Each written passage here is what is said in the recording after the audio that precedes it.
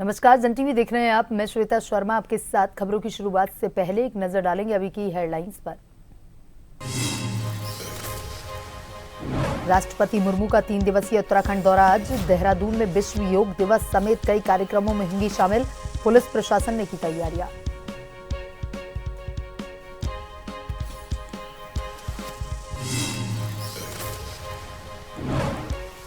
देहरादून में सीएम धामी ने किया योग अभ्यास। योग को दिनचर्या का हिस्सा बनाने का किया आह्वान। कहा, उत्तराखंड योग और ऋषि मुनियों की भूमि।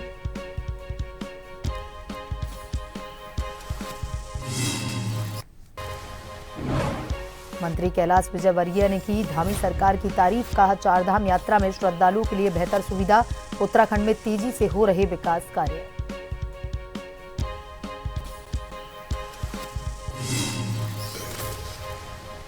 ईरान में फंसे हरिद्वार के लोग। परिजनों ने प्रशासन से लगाई मदद की गुहार। जिलाधिकारी ने दिलाया भरोसा। कहा, हर संभव मदद करेगी सरकार।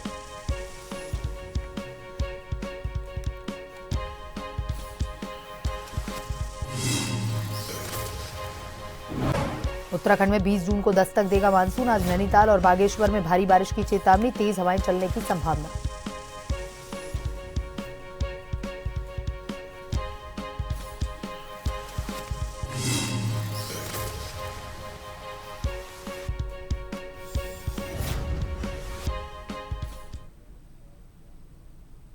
और अब खबरें विस्तार से।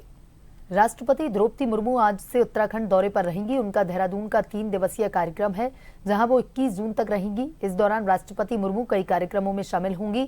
आज राष्ट्रपति एक एम्फी थिएटर का उद्घाटन करेंगी। 20 जून को राजपुर रोड स्थित राष्ट्रपति आशियाना को आम जनता के लिए खोले जाने से संबंधित समारोह में भाग लेंगी। खास बात यह है कि 20 जून को राष्ट्रपति मुर्मू का जन्मदिन भी है। इस मौके पर वह राष्ट्रपति आशियाना को आम जनता के लिए खोलेंगी। राष्ट्रपति तपोवन का उद्घाटन और राष्ट्रपति उद्यान का शिलान्यास भी करेंगी। इसी दिन वह राजभवन नैनीताल के 125 वर्ष पूरे होने पर एक डाक टिकट जारी करेंगी। 21 जून को राष्ट्रपति मुर्मू अंतर्राष्ट्रीय योग दिवस के अवसर पर देहरादून योग दिवस के कार्यक्रम में भी शामिल होंगी।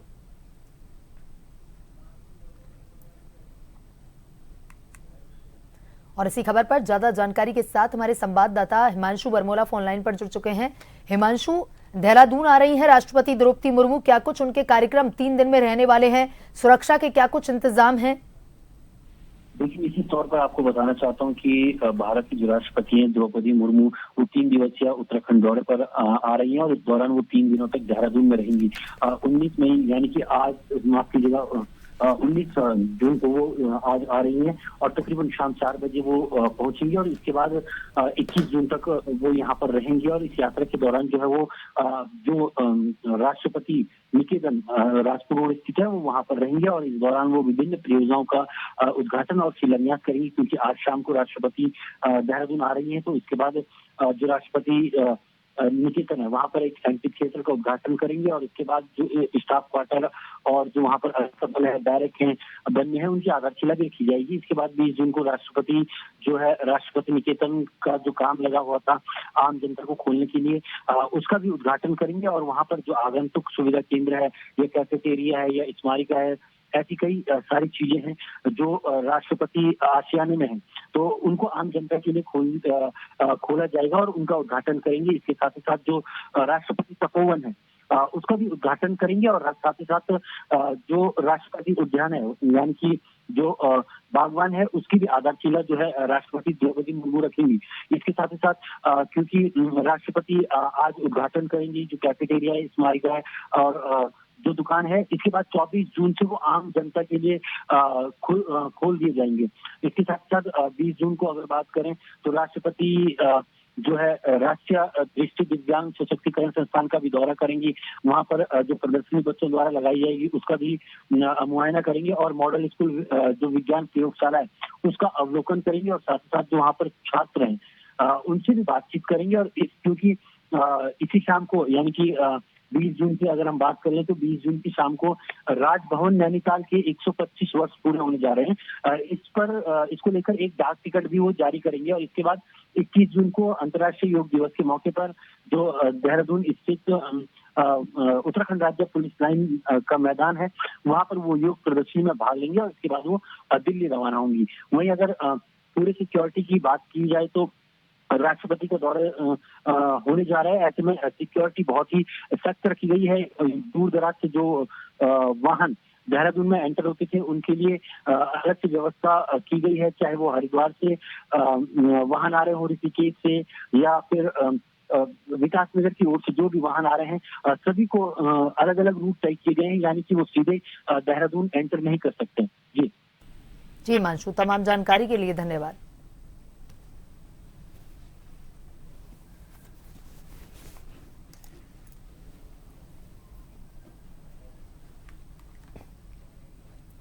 वहीं देहरादून में आज सुबह मुख्यमंत्री आवास परिसर में योग अभ्यास किया गया, जहां सीएम पुष्कर सिंह धामी के साथ मुख्यमंत्री कार्यालय के अधिकारियों और कर्मचारियों ने भी योग किया। इस अवसर पर मुख्यमंत्री ने प्रदेशवासियों को योग को नियमित दिनचर्या का हिस्सा बनाने का आह्वान किया। मुख्यमंत्री ने कहा कि योग केवल शारीरिक अभ्यास नहीं बल्कि आंतरिक शांति और आत्मबोध की एक प्रक्रिया है। यह हमारे मन को स्थिर कर चेतना की गहराइयों तक पहुंचाने का माध्यम है। उन्होंने भारतीय संस्कृति की महत्ता पर प्रकाश डालते हुए कहा कि भारत ने सदैव मानवीय मूल्यों को सर्वोपरि रखा और हमारी सनातन संस्कृति का मूल स्तंभ योग है। यही कारण है कि आज योग दुनिया के करोड़ों लोगों की दिनचर्या का अभिन्न हिस्सा बन गया है। उन्होंने कहा, उत्तराखंड योग और ऋषि मुनियों की भूमि है। योग से रोजगार के अवसर बढ़ाए जा रहे हैं।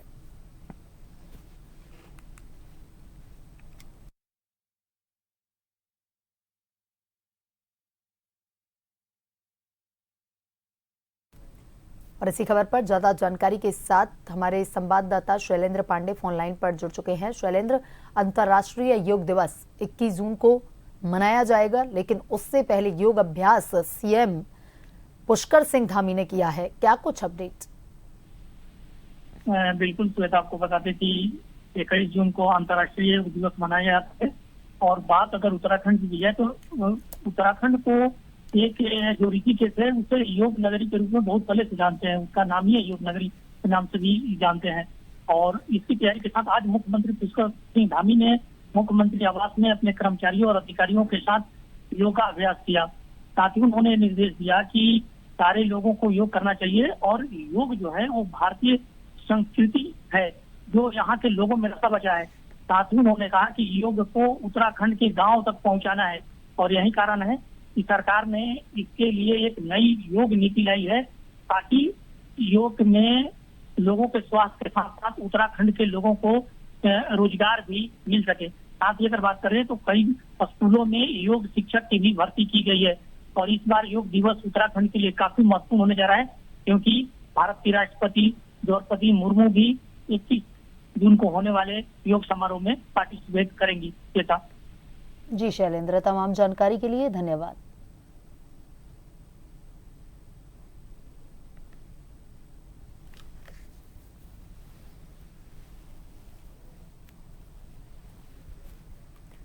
नेशनल जूनियर चैंपियनशिप के उद्घाटन के मौके पर देहरादून पहुंचे मध्य प्रदेश के कैबिनेट मंत्री कैलाश विजयवर्गीय ने उत्तराखंड के मुख्यमंत्री पुष्कर सिंह धामी की जमकर तारीफ की। उन्होंने कहा कि मुख्यमंत्री पुष्कर सिंह धामी के नेतृत्व में सरकार ने 4 धाम यात्रा में श्रद्धालुओं की सुविधा के लिए बेहतर काम किए, जो केदारनाथ और बद्रीनाथ जाकर उन्होंने खुद महसूस किए। उन्होंने कहा कि प्रधानमंत्री नरेंद्र मोदी का भी केदारनाथ और उत्तराखंड से काफी लगाव है और केंद्र सरकार और राज्य सरकार मिलकर उत्तराखंड में तेजी से विकास के काम कर रही हैं।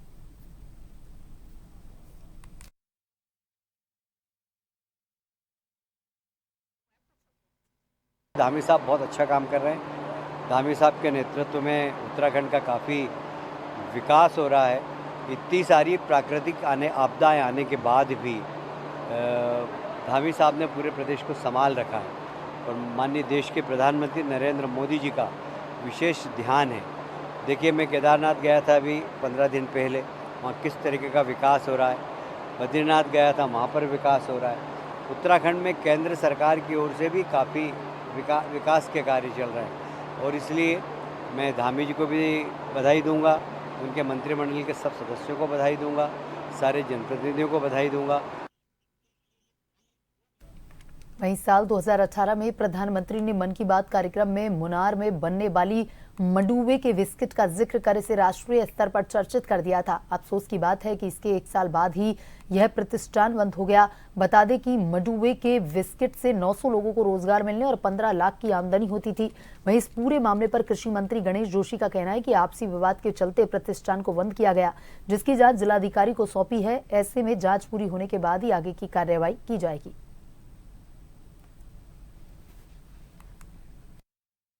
देखिए, जिलाधिकारी को इसकी जांच के आदेश दिए हैं कि क्या कारण रहा उसमें, क्योंकि कई व्यक्ति काम कर रहे थे और जैसा बताया गया कि आपसी डिस्प्यूट के कारण वो बंद हुई है और जांच के बाद ये जो रिजल्ट आएगा तभी कहना उचित होगा।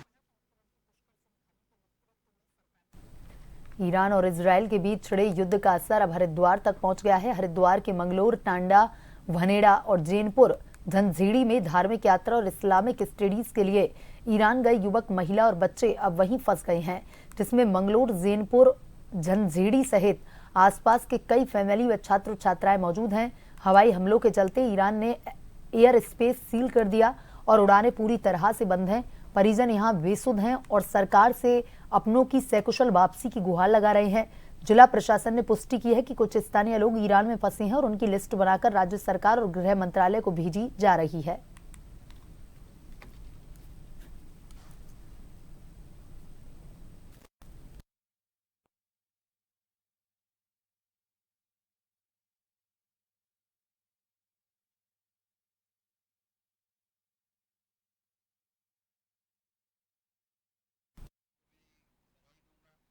ये एक तो इसमें ईरान में जो काफ़िला गया था, मेरे पापा और अम्मी दोनों थे, लेकिन वहाँ जाके ना तकरीबन परसों रात वो इराक़ पहुँच चुके हैं। उन्होंने एक बाया बस अपना बाय रोड वो इराक़ पहुँच चुके हैं। यहाँ और दूसरी एक फैमिली है, हैदर अब्बास सन ऑफ लतीफ़ अहमद और सरदार आलम सन ऑफ मुराद अली, ये 2 फैमिली और जो इस वक्त ईरान में मौजूद हैं। बस दुआ तो ये है कि खैरियत के साथ अपने घर आ जाएँ ज़ियारत के लिए, बाकी तो सब जो ऊपर वाला चाहे। किस तरह का माहौल है वहाँ पे? वहाँ तो हमारी कंटिन्यू बात चल रही है। फ़िलहाल तो ठीक है, जिस जगह वो कुम में है इस वक्त पे, कुम शहर में हालात कुछ तेहरान में सुनने में आ रहा है कि हालात कुछ वो हैं, बाकी कुम में तो इतना कोई ज़्यादा मामला कभी नहीं। हमारे परिवार से अम्मी पापा गए हुए हैं ईरान से, 23 मई को गए थे और वे 13 जून में आ रहे थे। तो वहीं पर जब ये वो हो गया था ईरान में थे, तो वे मशहद से कुंभ में चले गए थे। तो वहाँ पर वो आतंकवादियों ने वो कर दिया था। मतलब आपकी उनसे बात वगैरह हुई होगी, वो सुरक्षित है या नहीं है? वे तो सुरक्षित है, लेकिन यह फिर भी डर तो लगता ही है, आपने जब तक आते नहीं तो इस वजह से। ये आज हुई थी बात। ये आप अपनी सरकार से क्या मतलब कहना चाहेंगे? ये कहना चाहते हैं कि आप जल्दी से जल्दी उन्हें अपने वतन बुलाइए। देखिए, इस क्रम में हमारे जो डिपार्टमेंट्स हैं वो डेटा भी कलेक्ट कर रहे हैं फील्ड में जाकर, और जैसा मुझे अभी बात हुई फ़ोन पर, तो वो कह रहे हैं हम 1 से 2 घंटे में कंफर्म न्यूज़ हमको बताएंगे कितने बच्चे हैं हमारे जनपद के जो ईरान में हैं, और वो सूचना संकलित करके हम गृह विभाग को भेजेंगे और फिर उसके बाद भारत सरकार प्रेषित किया जाएगा। इसमें कोई डाउट नहीं है, भारत सरकार और राज्य सरकार जो भी हमारे जनपद के राज्य के बच्चे होंगे उनको सुरक्षित लाने में या जो भी आगे कार्रवाई करनी है उसको जल्दी करें। मेरे पास कंफर्म नहीं है इस बारे में न्यूज़ कि वो इन सूचना नहीं है, लेकिन मेरे हिसाब कुछ घंटों में या शाम तक हमें कंफर्म सूचना बच्चों के बारे में कितने हैं या वो छात्र हैं या फिर। और इसी खबर पर ज्यादा जानकारी के साथ हमारे संवाददाता अरशद हुसैन फोन लाइन पर जुड़ चुके हैं। अरशद, ईरान और इजराइल के बीच युद्ध छिड़ा हुआ है, हालात बेहद खराब हैं, चिंताजनक हैं, लेकिन अब इसका असर जो है वो हरिद्वार तक आया है, क्योंकि हरिद्वार के कई इलाके ऐसे हैं जहां के बच्चे और जहां के महिला पुरुष वहां पर या तो धार्मिक यात्रा या पढ़ाई के लिए गए हुए हैं, तो उनके परिजन जो है वो परेशान है। प्रशासन से भी गुहार लगाई है, क्या कुछ आश्वासन प्रशासन की तरफ से मिला और कितने ऐसे लोग जो वहां फंसे हुए हैं? यदि आपको बता दूं कि मंगलोर क्षेत्र के लोग हैं, 32 बताए जा रहे हैं, 32 इनकी संख्या है, और अलग अलग गांव के और मंगलोर कस्बे के लोग ईरान में पहुंचे हुए हैं, जिनको लेकर उनके परिजनों में खासी चिंता देखने को मिल रही है। परिजनों का कहना है कि सकुशल वे हमारे घर तक आ जाएं। इसी को लेकर उन्होंने मंगलोर विधायक से भी गुहार लगाई है। हालांकि मंगलोर विधायक की तरफ से भी इसमें शासन को लेटर लिखा गया है। वहीं जिला अधिकारी का भी कहना है कि जल्द ही इस मामले में कार्रवाई कर तमाम जो भी ईरान में फंसे हुए लोग हैं उनको हिंदुस्तान बुलाया जाएगा। जी अरशद, तमाम जानकारी के लिए धन्यवाद।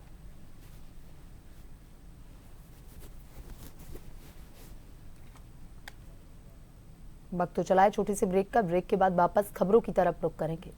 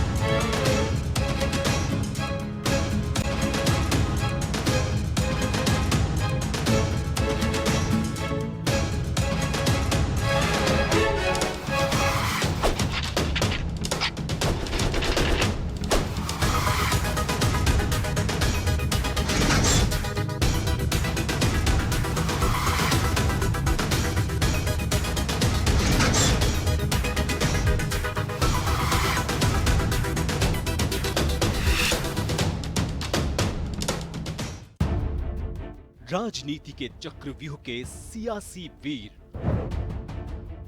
अपराध के अंधेरे की स्याह तस्वीर, मैदान में पसीना बहाते खेल के सितारे,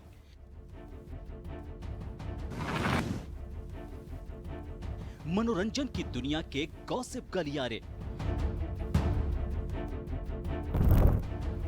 शिक्षा की रोशनी से होता भविष्य उजियारा, अर्थव्यवस्था हो या ऊपर नीचे होता मार्केट का पारा, हर हलचल पर नजर रखते हमारे खबरों के जांबाज। हम हैं जन टीवी, जन जन की आवाज।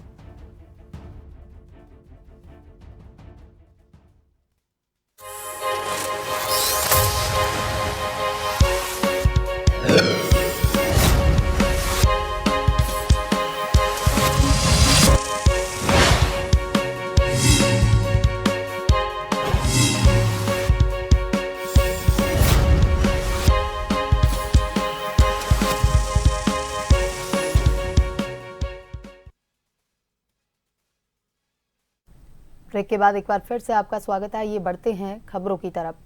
रिश्वत लेने के मामले में फंसे नैनीताल के मुख्य कोषाधिकारी दिनेश राणा और कोषागार के लेखाकार वसंत जोशी की जमानत अर्जी पर उत्तराखंड हाईकोर्ट में सुनवाई हुई। मामलों की सुनवाई के बाद न्यायमूर्ति राकेश थपलियाल की एकल पीठ ने दोनों को फिलहाल कोई राहत नहीं दी। साथ ही अगली सुनवाई के लिए अगले 25 जून की तारीख दी। बुधवार को ही सुनवाई में सीबीआई और विजिलेंस के अधिकारी पेश हुए। कोर्ट ने उनसे कहा कि जो जांच नियमावली है वह स्पष्ट नहीं है, इसलिए विजिलेंस और सीबीआई के वरिष्ठ अधिकारी इस पर बैठक कर कोर्ट का मार्गदर्शन करें।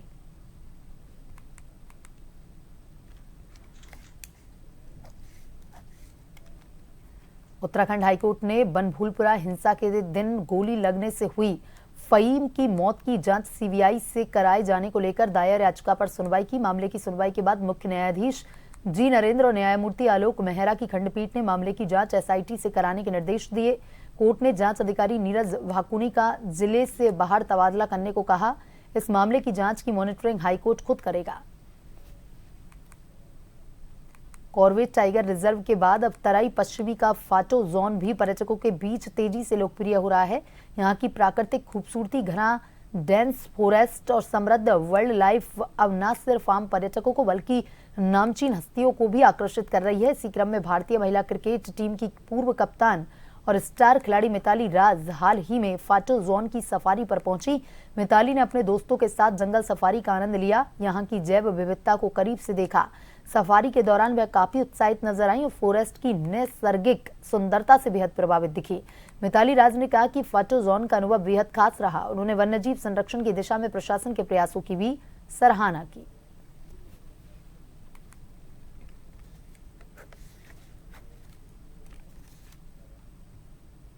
नैनीताल जिले के रामनगर से 24 किलोमीटर दूर चुक्कम गांव का विस्थापन एक बार फिर अधर में लटकता नजर आ रहा है। 1993 से विस्थापन की उम्मीद लगाए बैठे ग्रामीण आज भी ठोस समाधान की प्रतीक्षा में हैं। लगभग 3 दशक से सरकारी आश्वासनों और योजनाओं में फेर में उलझे इन ग्रामीणों का सब्र अब जवाब देता नजर आ रहा है। दरअसल चुक्कम गांव रामनगर वन प्रभाग के अंतर्गत आता है और पर्यावरणीय दृष्टिकोण से संवेदनशील है, इसलिए वर्षों पहले ही इसे विस्थापन करने की जरूरत महसूस की गई। लंबे इंतजार के बाद प्रशासन की ओर से इन्हें रामनगर के आम पोखरा रेंज में बसाने की योजना बनी। जमीन चिन्हित हुई, सर्वे हुआ और ग्रामीणों को कुछ उम्मीद बंधी, लेकिन ऐन वक्त पर कुछ आपत्ति और वन विभाग की आपसी खींचतान के चलते यह योजना ठंडे बस्ते में चली गई। इसके बाद प्रशासन की ओर से ग्रामीणों को उधम सिंह नगर जिले के जसपुर स्थित किलावली क्षेत्र में बसाने का प्रस्ताव दिया गया, लेकिन अब ग्रामीणों ने इस प्रस्ताव को सिरे से नकार दिया। समस्या हमारी ये थी कि हमारा जो है चुकम गांव आपको पता है कि बाढ़ग्रस्त गांव है।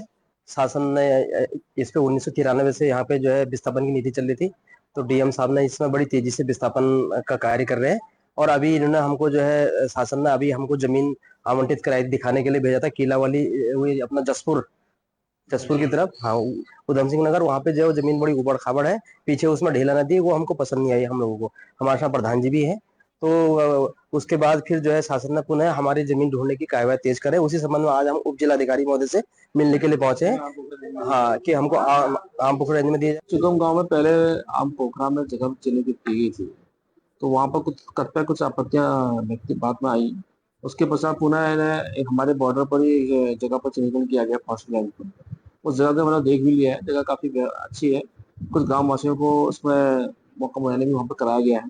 उनके द्वारा हमें आश्वस्त किया गया था कि हम अपने स्तर से भी ग्राम में बैठक करेंगे, उसके पश्चात वहां पर जाएंगे या नहीं जाएंगे इसके संबंध में हमने निर्णय लिया।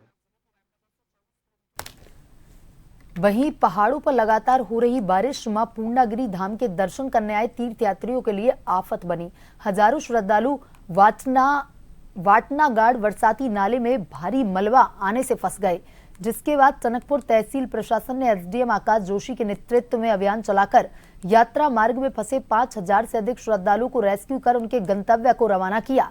यात्रा मार्ग में फंसे तीर्थयात्रियों की भोजन की व्यवस्था भी प्रशासन द्वारा करवाई गई, जबकि टनकपुर से पूर्णागिरि धाम जाने वाला मार्ग वाटनागाड़ बरसाती नाले के पास अभी भी बंद है। सुरक्षा को देखते हुए जिलाधिकारी नवनीत पांडे ने मार्ग सुचारू होने तक पूर्णागिरि तीर्थ यात्रा पर रोक लगा दी। पूर्णागिरि मेला स्पेशल ट्रेन को भी अग्रिम आदेशों तक स्थगित किया गया। जिला आपदा प्रबंधन अधिकारी देवेंद्र पटवाल का अनुसार सभी यात्रियों को सुरक्षित निकाल लिया गया। सड़क खोलने का कार्य लगातार जारी है।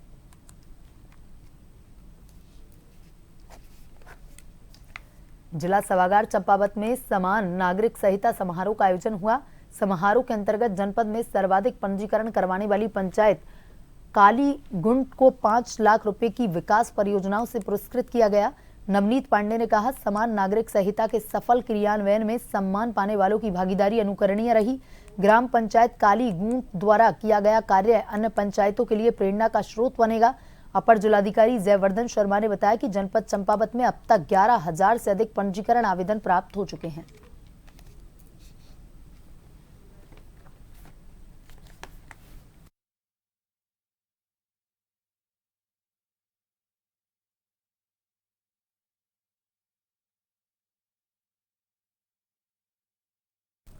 और वहीं राजस्थान स्टेट ओपन 10वीं 12वीं का परीक्षा परिणाम घोषित कर रहे हैं शिक्षा मंत्री मदन दिलावर।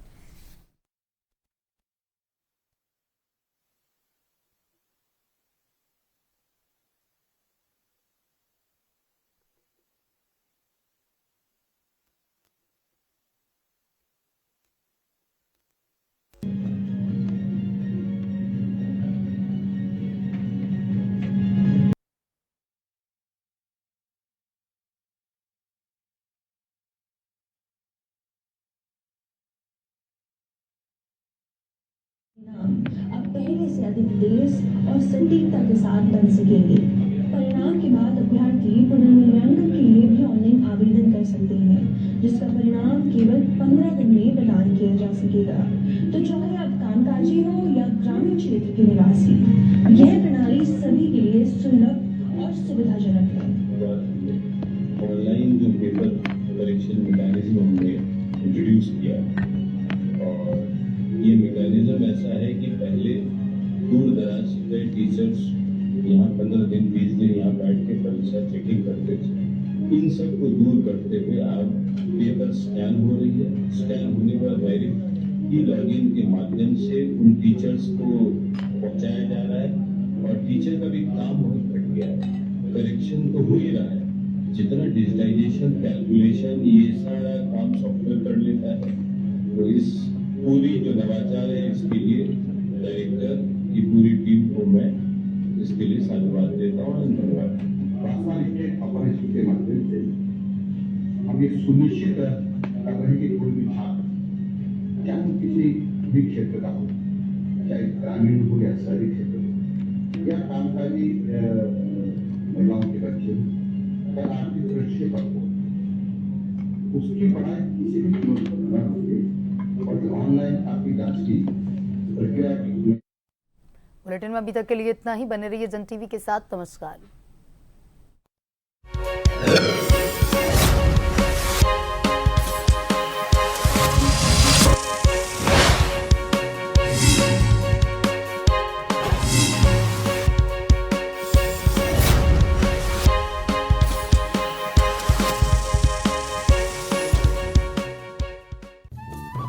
उत्तराखंड में पंचायतों को सशक्त बनाने के लिए उत्तराखंड सरकार का पंचायती राज विभाग कई कल्याणकारी योजनाएं संचालित कर रहा है। पंचायती राज का लक्ष्य है सतत विकास। इन्हीं लक्ष्यों को हासिल करते हुए गरीबी मुक्त एवं सशक्त आजीविका युक्त गांव, स्वस्थ गांव, उन्नत गांव और पंचायतों को आत्मनिर्भर बनाते हुए आज प्रदेश सरकार शानदार उपलब्धियां हासिल कर रही है। पंचायती राज विभाग सुशासन के माध्यम से ग्राम पंचायत के नागरिकों को विभिन्न योजनाओं और जन सहभागिता के माध्यम से जागरूकता अभियान भी चला रही है। ग्राम पंचायत की बैठक में महिलाओं की भागीदारी को बढ़ाया जा रहा है, तो वहीं भूमि संबंधी दस्तावेजों का डिजिटलाइजेशन किया जा रहा है और लोगों को पंचायत कार्यालय शिकायत निवारण सिस्टम से मिल रही है ढेरों सहूलियतें। पंचायतों में महिलाओं को 50% का मिल रहा आरक्षण, अवैध कटान और वनों में कटाई पर नियंत्रण, ग्राम पंचायतों द्वारा उत्तम स्वास्थ्य सुविधाएं, ग्राम पंचायतों द्वारा आजीविका विकास और समृद्धि, महिलाओं को स्वरोजगार और आत्मनिर्भर बनाने की पहल। देश के शीर्ष 100 आदर्श गांवों की श्रेणी में उत्तराखंड के